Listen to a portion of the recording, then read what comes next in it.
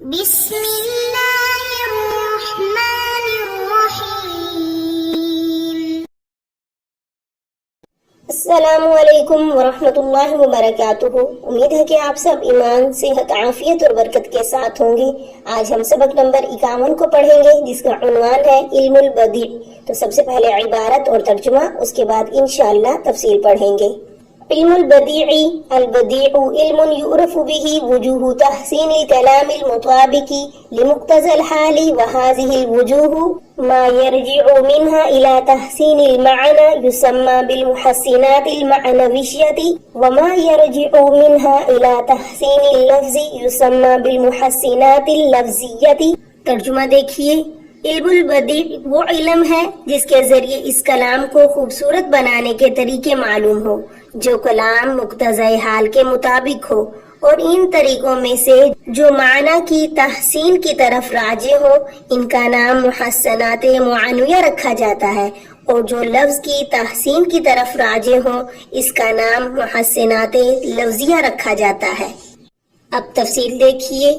علم المعانی اور علم البیان سے فراغت کے بعد اب حضرات مصنفین علم البدیع کو بیان فرما رہے ہیں۔ تو بدیع مشتق ہے بدع یبدع بدعا سے، جس کے معنی بغیر نمونے کے کوئی چیز بنانا، لہذا بدیع کے لغوی معنی ہوئے انوکھی چیز بنانے والا۔ اور بلاغت کی اصطلاح میں علم البدیع اس علم کو کہتے ہیں جس کے ذریعے وہ طریقے معلوم ہوں جس سے کلام کو مزین اور خوبصورت بنایا جاتا ہے، مگر مطلق کلام نہیں، بلکہ وہ کلام جس میں مقتضی حال کی رعایت کی گئی ہو اور اس کی دلالت معنی مقصود پر بالکل واضح ہو، یعنی ایسا کلام جس میں مذکورہ دونوں علوم یعنی علم المعانی اور بیان کی رعایت کی جا چکی ہو، اس طور پر کہ علم المعانی کی رعایت کے نتیجے میں وہ مقتضی حال کے مطابق ہو، اور علم البیان کی رعایت کے نتیجے میں معنی مرادی پر واضح الدلالت ہو۔ تو اس ساری تفصیل سے ان علوم ثلاثہ کی حیثیت بھی معلوم ہو گئی کہ علم المعانی اور بیان کا اثر کلام کے معنی مرادی کی تحسین پر ذاتی طور سے ہوتا ہے، اور علم البدیع کا اثر عارضی طور پر ہوتا ہے کہ کلام پہلے مطابق مقتضی حال اور واضح الدلالت ہو، پھر علم البدیع اسے لفظی یا معنوی اعتبار سے مزید مزین اور آراستہ کرے گا۔ آگے پھر فرمایا وَهَذِهِ الْوُجُوهُ، تو یہاں سے فرمایا کہ کلام کو مزین کرنے کے دو طریقے ہیں۔ ایک وہ طریقے جن کا تعلق معنی سے ہے، یعنی جن سے کلام کے معنی میں حسن و جمال پیدا ہوتا ہے، تو اس قسم کو محسنات معنویہ کہا جاتا ہے۔ اور دوسرا وہ طریقہ جس کا تعلق لفظ سے ہے، یعنی جس سے لفظ میں حسن اور جمال پیدا ہوتا ہے، تو اس کا نام محسنات لفظیہ رکھا جاتا ہے۔ آگے مصنفین محسنات معنویہ کی دو قسموں یعنی توریہ اور ابہام کی وضاحت فرما رہے ہیں۔ فرماتے ہیں کہ توریہ یہ ہے کہ ایک لفظ بولے جس کے دو معنی ہوں، ایک معنی قریب کہ لفظ بولتے ہی وہ معنی ذہن میں آ جائے، اور دوسرا بعید کہ فوراً ذہن میں نہ آئے بلکہ اس میں کچھ غور و فکر کی ضرورت پڑے، اس بنیاد پر کہ قرینہ مخفی اور غیر واضح ہے، جیسے وَهُوَ الَّذِي يَتَوَفَّاكُمْ بِاللَّيْلِ وَيَعْلَمُ مَا جَرَحْتُمْ بِالنَّارِ، تو اس آیت میں محل استشہاد جرحتم ہے، جس کے دو معنی ہیں، ایک زخمی کرنا، زخمی ہونا، اور دوسرا گناہوں کا مرتکب ہونا۔ تو یہاں دوسرا معنی ارتکاب ذنوب ہی مراد ہے، کیونکہ ذہن اول ہی میں زخمی والے معنی کی طرف جاتا ہے، دوسرے معنی کی طرف نہیں جاتا بلکہ غور و فکر کے بعد جاتا ہے۔ اسی طرح اس کو ایک دوسری مثال سے سمجھیے، جیسے کہ شاعر کا یہ شعر ہے یا سیدن ھذا لطفا لہ البرایا عبید انت الحسین ولکن جفاک فینا یزید۔ تو اس شعر میں محل استشہاد یزیدو ہے، جس کے دو معنی ہیں، ایک علم یعنی حضرت معاویہ کا بیٹا یزید، اور دوسرا زاد کا فعل مضارع زیادہ یزید زیادتن بڑھنا، زیادہ ہونا۔ یہاں دوسرا معنی ہی مراد ہے، یہاں یہ جان لینا فائدے سے خالی نہیں ہوگا کہ توریہ کی دو قسمیں ہیں، ایک مجردہ اور دوسرا مرشح۔ تو مجردہ وہ توریہ ہے جس میں معنی قریب کا کوئی مناسب مذکور نہ ہو، جیسے کہ وَهُوَ الَّذِي يَتَوَفَّاكُمْ بِاللَّيْلِ وَيَعْلَمُ مَا جَرَحْتُمْ بِالنَّارِ۔ تو اس مثال میں جرح کا کوئی مناسب مذکور نہیں ہے۔ اور مرشح وہ توریہ ہے جس میں معنی قریبی کا کوئی مناسب بھی مذکور ہو، جیسے دوسری مثال میں یزید کا مناسب حسین مذکور ہے۔ تو پہلی مثال توریہ مجردہ کی ہے اور دوسری مثال مرشح کی ہے۔ آگے فرمایا الابہام ایراد الکلامی، تو یہاں سے محسنات معنویہ کی دوسری قسم ابہام ہے، جس کا مطلب یہ ہے کہ کلام میں ایسا لفظ لایا جائے جس میں دو متضاد وجہوں کا احتمال ہو، جیسے بارک اللہ للحسن والبوران فی الختن یا امام الہدا ظفرتا ولیکن ببنت من۔ تو اس شعر میں محل استشہاد ببنت من ہے، جس میں دو متضاد وجہوں کا احتمال ہے۔ ایک یہ کہ عظمت کو بیان کر کے تعریف مقصود ہے، یعنی یہ کہ کامیابی کا صحرا اس وجہ سے ملا کہ یہ حسن بن سہیل کی صاحبزادی تھی۔ یہ معنی حسن بن سہیل کی مدح پر دلالت کر رہا ہے۔ دوسرے یہ کہ ایک اعتبار سے مذمت مقصود ہے، یعنی یہ کہ حسن بن سہیل جیسوں کی لڑکی کے ساتھ بھی آپ کا تعلق خوش اسلوبی کے ساتھ ہو گیا۔ اس میں حسن بن سہیل کی مذمت ہے کہ اس جیسے شخص کی لڑکی سے کیسے آپ نے رشتہ کر لیا۔ حسن سے مراد حسن بن سہیل ہے، جو مشہور عباسی خاندان کے بادشاہ مامون کا وزیر تھا۔ اس کی لڑکی کا نام بوران تھا، جس سے خلیفہ مامون نے شادی کی۔ اسی موقع پر یہ اشعار محمد بن حزم نے کہے تھے۔ آگے فرمایا التوجیہ افادۃ معنی بالالفاظ، یہاں سے محسنات معنویہ کی تیسری قسم توجیہ کو بیان کیا جا رہا ہے۔ تو توجیہ یہ ہے کہ کسی معنی کو ایسے الفاظ کے ذریعے بیان کیا جائے جو اس معنی کے لیے وضع کیے گئے ہوں، بشرط یہ کہ وہ الفاظ انسانوں یا ان کے علاوہ کے نام ہوں، جیسے کہ شاعر کا شعر جس نے نہر کا وصف بیان کیا ہے۔ اذا فاخرته الريح ولت عليلة بأذيال كثبان السرى تتعثر به الفضل يبدو والربيع وكم غدا به الروز يحيى وهو لا شك جعفر۔ تو اس شعر میں محل استشہاد فضل، ربی، یحییٰ اور جعفر یہ چاروں الفاظ ہیں۔ یہ الفاظ اپنے معنی موضوع لہو یعنی کمال، موسم بہار، زندہ رہتا ہے، ندی کو بھی بتلا رہے ہیں اور انسانوں کے نام بھی بتا رہے ہیں۔ اسی طرح دوسرا شعر وما حسن بیت لہ زخرف تراہ اذا زلزلت لم یکن، تو اس شعر میں محل استشہاد زخرف، اذا زلزلت اور لم یکن یہ تینوں الفاظ ہیں جو اپنے معنی موضوع لہو کو بتلانے کے ساتھ ساتھ انسانوں کے علاوہ قرآن کریم کی صورتوں کے نام ہیں۔ آگے فرمایا الطباق هو الجمع، تو یہاں سے محسنات معنویہ کی قسم طباق کا ذکر ہے، یعنی کلام میں ایسے دو معنی کو جمع کرنا جو ایک دوسرے کی ضد ہو، خواہ وہ دونوں اسم ہو یا فعل۔ اسم جیسے کہ وَتَحْسَبُهُمْ أَيْقَاظًا وَهُمْ رُقُودٌ، تو اس میں محل استشہاد لفظ ایقاظاً جاگنے والے اور رقودن سونے والے ہیں، اور دونوں ایک دوسرے کے مقابل ہیں۔ تو فعل کی مثال بھی سمجھیے، جیسے کہ وَلَكِنَّ أَكْثَرَ النَّاسِ لَا يَعْلَمُونَ يَعْلَمُونَ ظَاهِرًا مِنَ الْحَيَاةِ الدُّنْيَا۔ تو اس آیت میں محل استشہاد لا یعلمون اور یعلمون ہیں، جو معنی کے اعتبار سے ایک دوسرے کے مقابل ہیں اور دونوں فعل ہیں، ایک فعل منفی ہے اور ایک فعل مثبت ہے۔ آگے فرمایا وَمِنَ الطَّبَاقِ الْمُقَابَلَةُ، تو یہاں سے محسنات معنویہ کی پانچویں قسم کو بیان کیا جا رہا ہے، یعنی مقابلہ۔ مقابلہ یہ بھی طباق ہی کی ایک قسم ہے جس کا مطلب یہ ہے کہ دو یا دو سے زیادہ متوافق معنی لائے جائیں.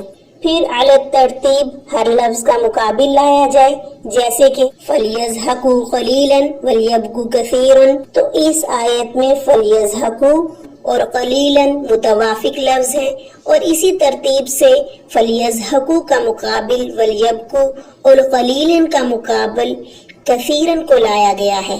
آگے فرمایا وَمِنْهُ التَّدْبِيجُ، تو یہاں سے محسنات معانویہ کی چھٹی قسم تدبیج ہے، یعنی تدبیج کے لغوی معنی تزئین ہے.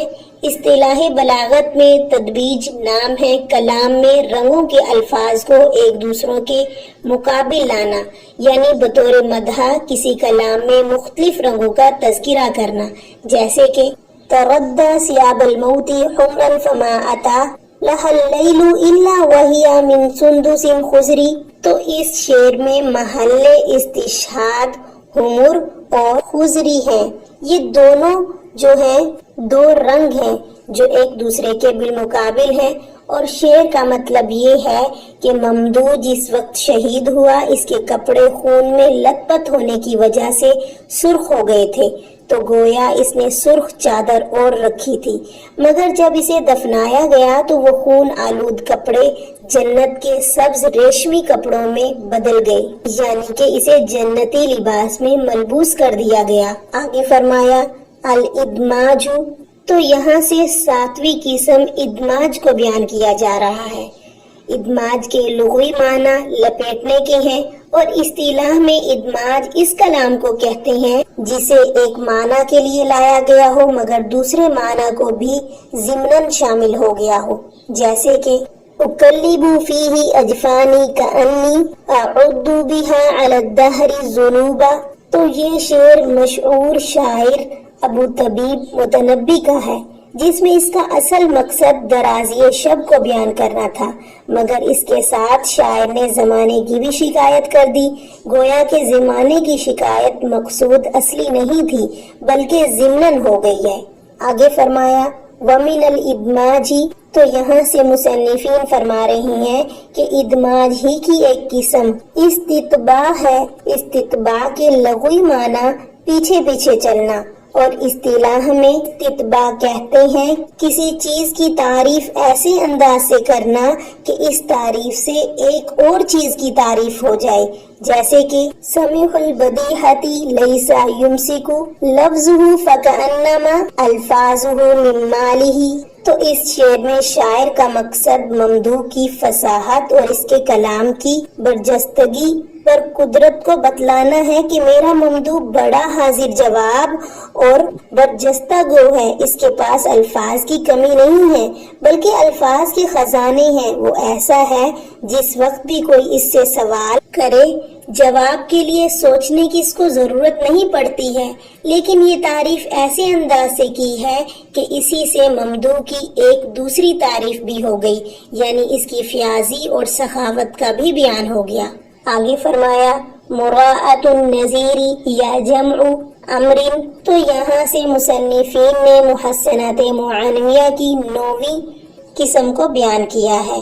فرمایا کہ 9ویں قسم مراعات النظیری کا مطلب یہ ہے کہ ایسے دو یا دو سے زیادہ امور کو ایک جگہ جمع کیا جائے جن کے درمیان نسبت تضاد کے علاوہ کوئی اور نسبت ہو، جیسے کہ اذا صدق الجد افطر العم للفتى مکارم لا تخفى وان كذب الخال. تو اس شعر میں شاعر نے جد، عم، خال تینوں کو جمع کر دیا ہے. جد کے معنی دادا، عم کے معنی چچا اور خال کے معنی ماموں، اور ان تینوں معنی میں مناسبت بھی موجود ہے، اور یہ مناسبت تضاد کی بھی نہیں ہے، مگر شعر میں یہ معنی مذکور مراد نہیں ہے بلکہ جد سے مراد نصیبہ یعنی قسمت، اور عم سے مراد عوام الناس، اور خال سے مراد خیال اور ظن مراد ہے. آگے فرمایا الاستخدام، تو 10ویں قسم صفت استخدام ہے. استخدام کے لغوی معنی ہے خادم بنانا، اور اصطلاح بلاغت میں استقدام کہتے ہیں کسی لفظ کے دو معنی ہو، ایک معنی تو لفظ کو ذکر کر کے اس سے مراد لیں اور دوسرا معنی اس کی ضمیر سے جو اس لفظ کی طرف راجع ہے۔ یا استقدام کا مطلب یہ ہے کہ کسی لفظ کے دو معنی ہو اور اس لفظ کی طرف دو ضمیریں لوٹائیں جائیں، جس میں سے پہلی ضمیر سے ایک معنی مراد لیں اور دوسری ضمیر سے دوسرا معنی مراد لیں۔ جیسے اس کو ایک مثال سے سمجھیے، فمن شہد منکم الشہر فلیصم۔ تو اس آیت مبارکہ میں محل استشہاد لفظ الشہر اور فلیصم ہو ہے۔ فلیصم ہو کی ہا ضمیر ہے اور شہرہ ایک لفظ ہے جس کے دو معنی ہیں، ایک ہلال رمضان اور دوسرا ماہ رمضان۔